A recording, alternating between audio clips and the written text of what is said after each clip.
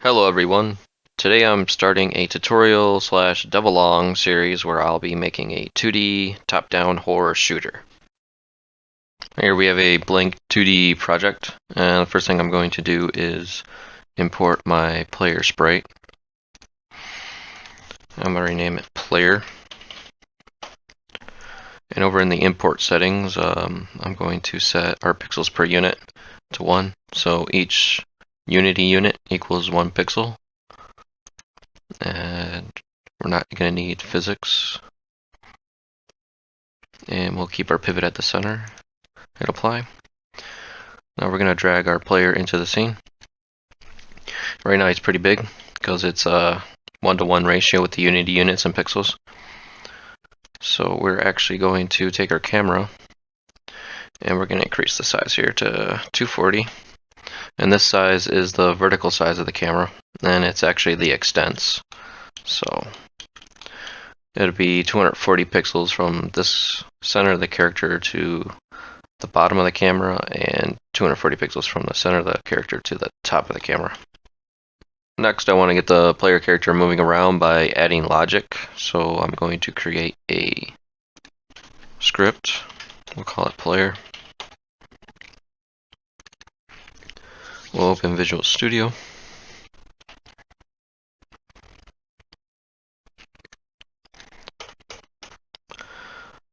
Okay, in order to get the player moving around, first we're going to need some inputs. So I'm going to create some booleans for each key and just initialize them to false.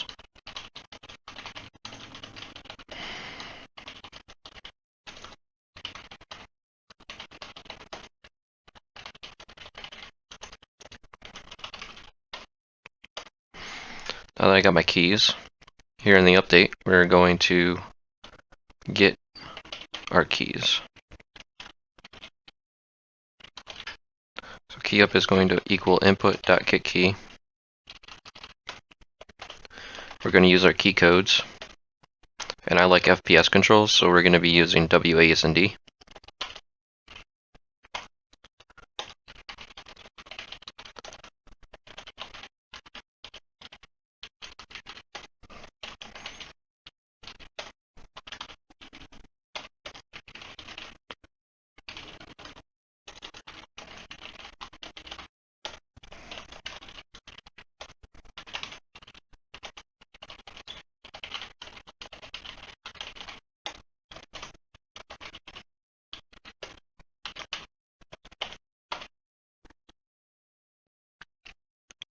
Now that we got our input, I'm going to calculate our movement.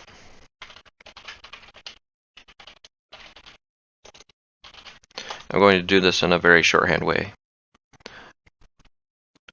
First, I'm going to create a local variable, hspeed, and it's going to be equal to key right minus key left. But we can't actually subtract Boolean variables. So what I need to do is convert them into integers.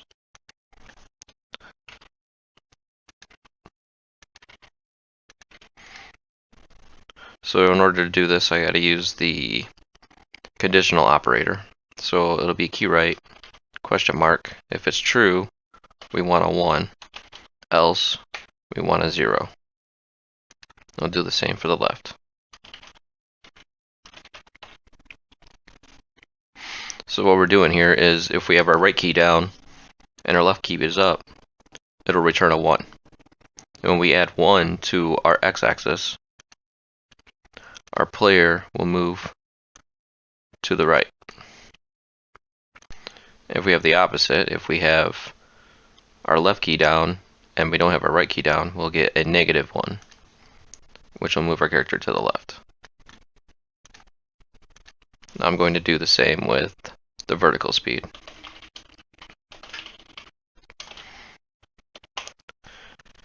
In Unity, positive y is up and negative y is down. So we're going to do key up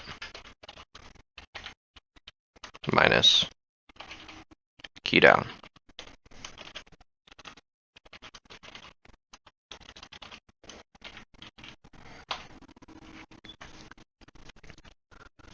Now we can't actually add the h speed and the v speed to our x and y coordinates as is. We actually have to convert these into units per second because the update method is running every frame. And if we look at our game here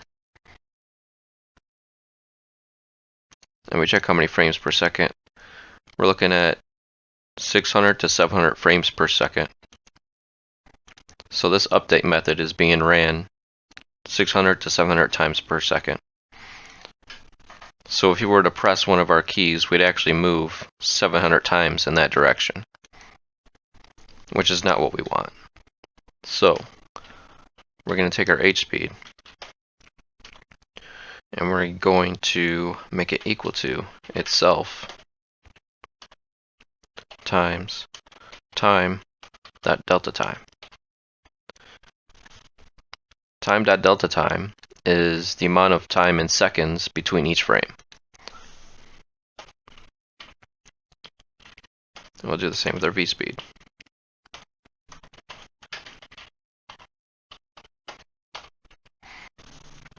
So now we can add our v speed and our h speed to our coordinates.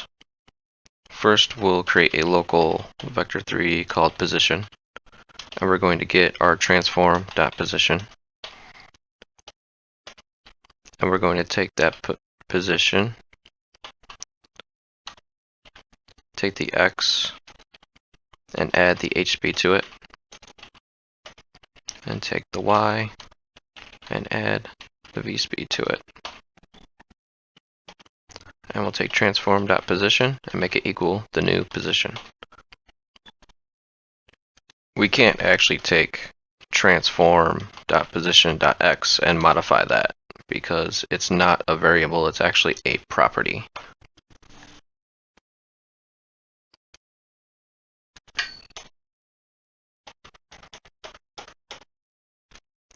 Okay, let's save our work and go to Unity. Here in Unity, we're going to get our player object and we're going to attach the player script to it. And let's test this out.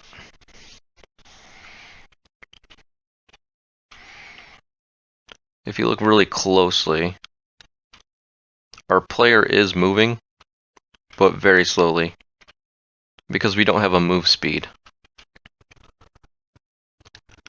Looking at our code, we can see our character is moving 1 unit per second. So I'm going to come up here. We're going to create a float, call it move speed, and we want to move our character 200 units per second. What we're going to do here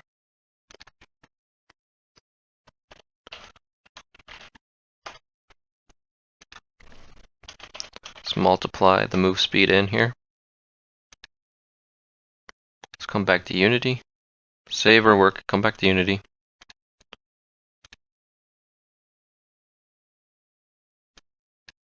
And now we have a character moving at 200 pixels per second. Like a first-person shooter, a top-down shooter uses the mouse to look around, aim, and shoot with. So we want to add that logic to our player script. So let's go back to Visual Studio. In order to calculate our look angle,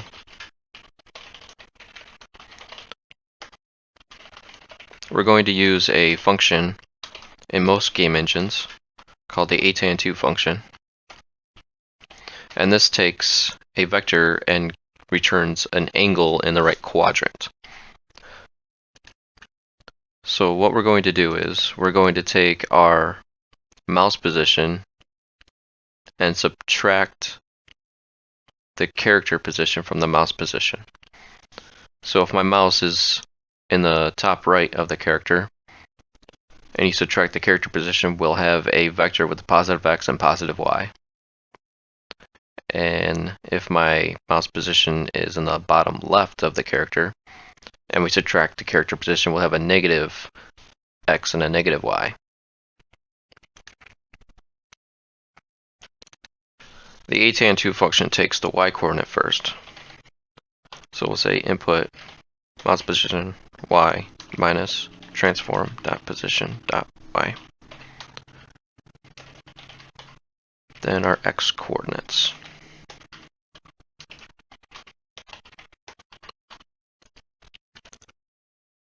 Now we can't actually use the mouse coordinates as is, because the mouse coordinates are currently in screen space, and the character position is currently in world space. So in order to use the mouse, we have to convert its coordinates into world space. And we'll do that by making a local mouse world position, and that will be equal to camera main dot screen to world point, and we'll plug in the mouse position. So now we'll take our mouse world and we will plug it in here.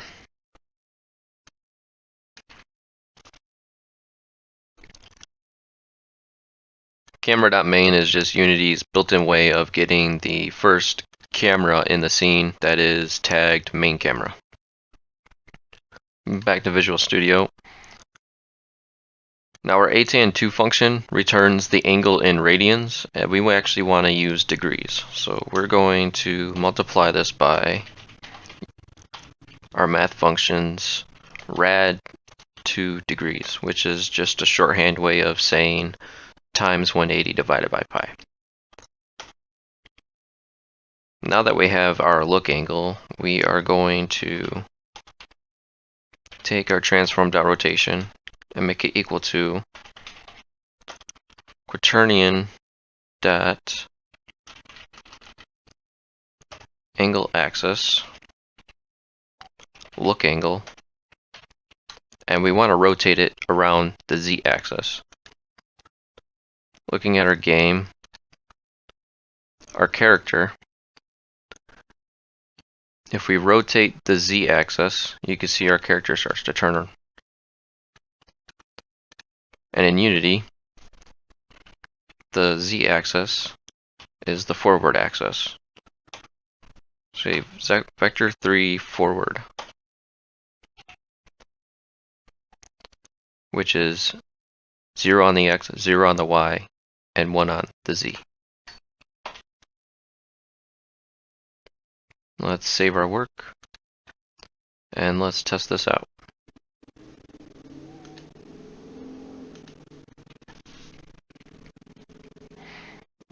And there you have it. Our character is facing our mouse at all times.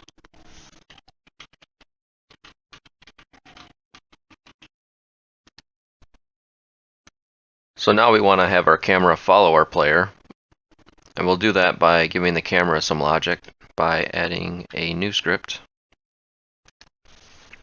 I'll call this game camera.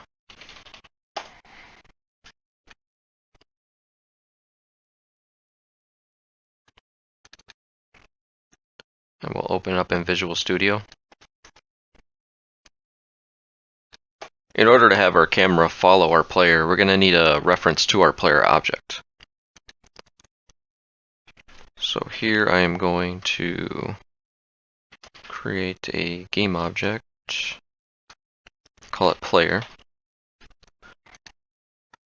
And in our start, we are going to say player is going to be equal to game object, find object with tag called player. We'll go back over to Unity, and here on our player object, we're going to change the tag to player. Now to make the camera follow the player, we're not going to use the update method, we're going to use late update method. And late update runs after all the game object's updates ran. So this way we're making sure that the player's position has been updated before we update our camera position. And this will prevent some graphical glitches. The same way we update our player position, we're going to use a local vector 3 called pose. Will equal our camera's position. and then we'll update our pose with the player transform position.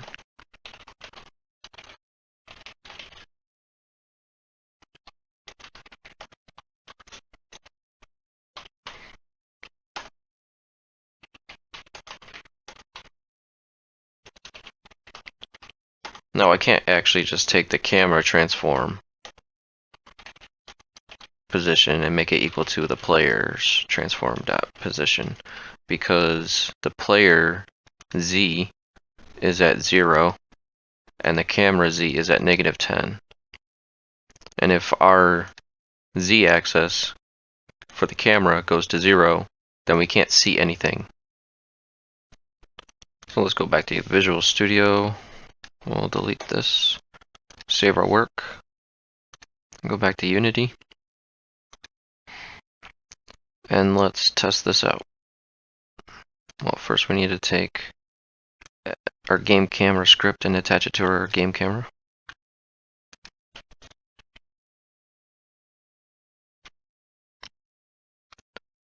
And it looks like it's working. Our player is moving, but we can't actually see anything on the game screen because we don't have any reference point. For a reference point in our scene, we're going to add walls to the game. And I'm going to import another sprite, and this is just a 32 by 32 black square. I'm going to call it wall. And in the import settings, we're going to have it, again, 1 pixel per unit, no physics. For the pivot, I want to have it at the top left. I'm going to hit apply. And I'm going to drag this into our scene. And I have my grid snap on. And for our wall, we want to add a box collider 2D. And it looks like the current settings for it are working perfectly. And I'm gonna go ahead and make this wall a little bigger.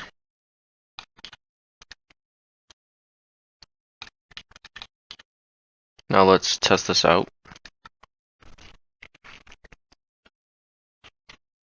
So yes, we are in fact moving.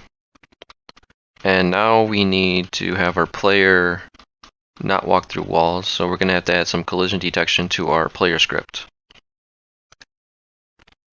So before we do that, we want to go to our player, and we're going to need our player to have a box collider on our player as well.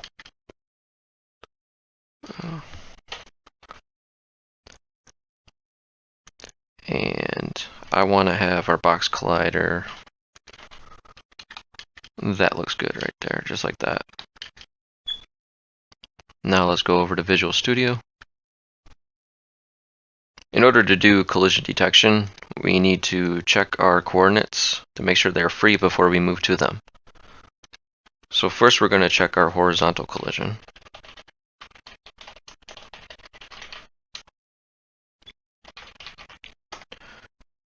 And we do that by asking if physics 2D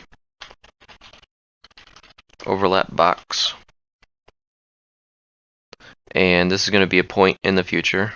It is going to be our point plus our h speed. So I'm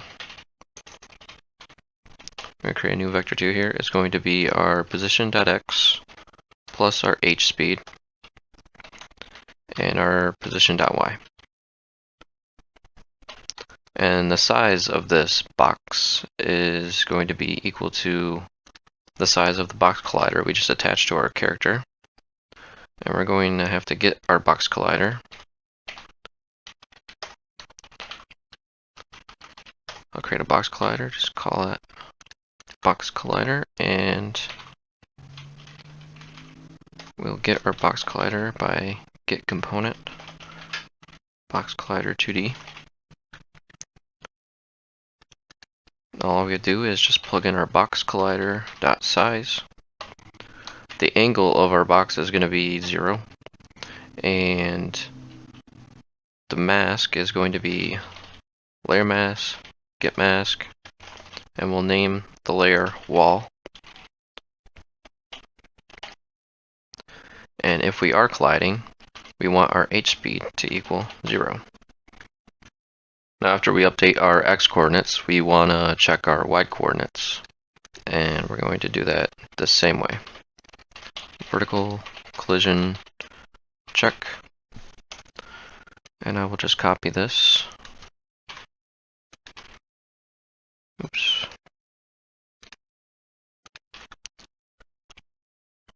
And instead of going along the x-axis, we are going to check the y-axis.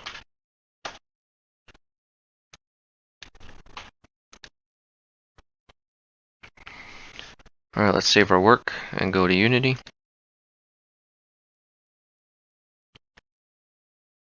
Now for a wall, we have to set it to layer wall, which we have to create our layer. Call it wall.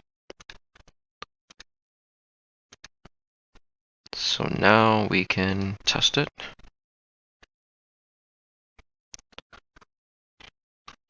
And there we have it. Our character can't go through the wall.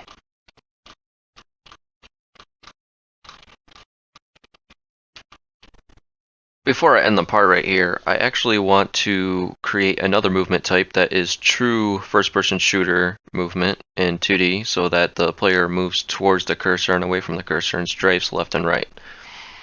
So I am going to go to Visual Studio.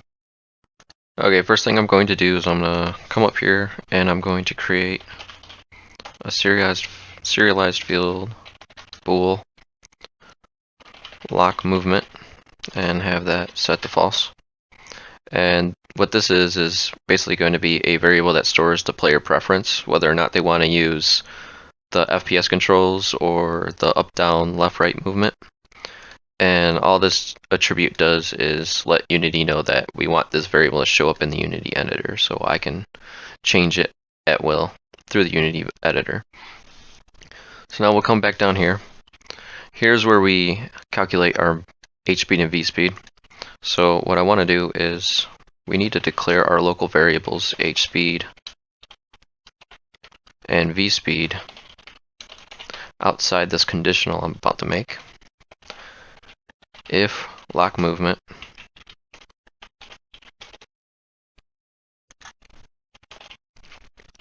then we'll set h speed and v speed to our original calculation. Else we're going to be using our FPS controls. Now in order to calculate our first person movement, we are going to use some trigonometry. So if key up,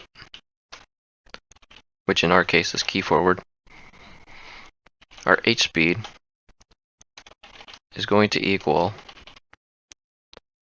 the cosine of our look angle.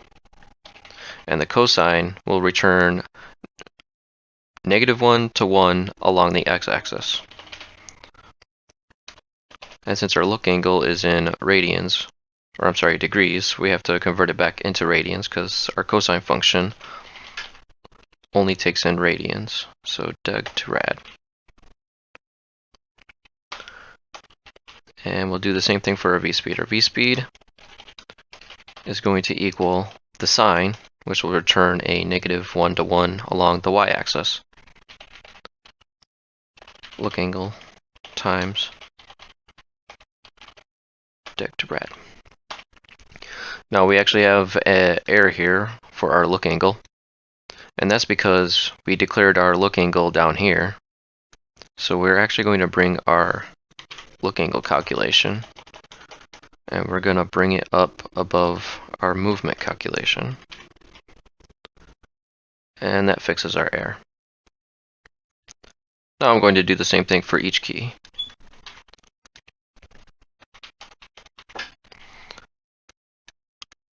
So for key down, which is away from the cursor, we're going to minus equal. For key left,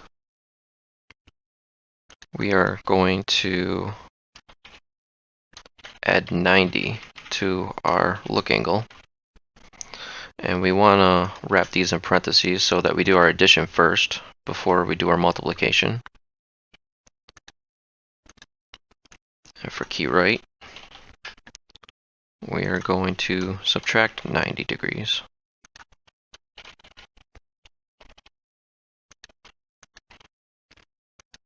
Now I'm using these operators so that we are adding and subtracting from H speed and V speed. This way we can press key up and key left at the same time and it'll combine both of those movements. Now let's save our work and test this in Unity.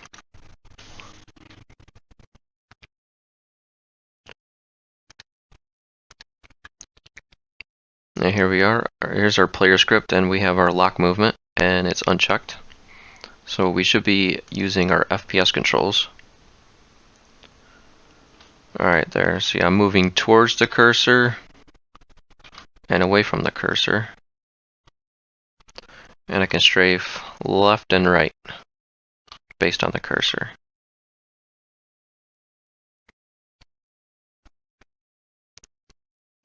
Our collision detection is still working.